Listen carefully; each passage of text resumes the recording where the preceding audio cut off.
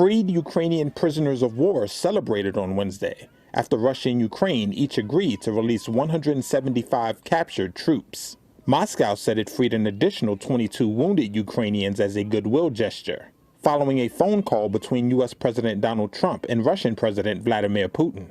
But just hours after that call, in which a deal was reached to pause attacks on energy infrastructure, both Russia and Ukraine accused each other of violating the new agreement. Moscow said Ukraine hit an oil depot in southern Russia, while Kyiv said Russia had struck hospitals and homes and knocked out power to some of its railways.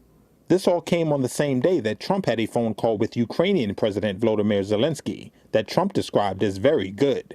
Before their conversation, Zelenskyy said Moscow's continued attacks showed its words did not match its actions, and that Russia was not ready for peace. He also said that the United States should be in charge of monitoring any ceasefire.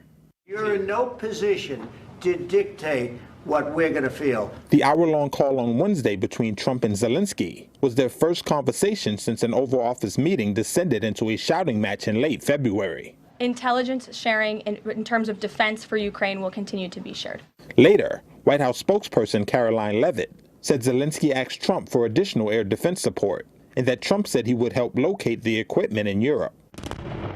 She also said Trump has moved beyond a previously negotiated U.S.-Ukraine minerals deal. We've moved beyond just the economic minerals deal framework, and we're looking at a lasting ceasefire. Right now, we're at a partial ceasefire. But again, the president is sending his highly skilled, intelligent, and experienced team to Saudi Arabia later this week to continue fighting for peace in this conflict.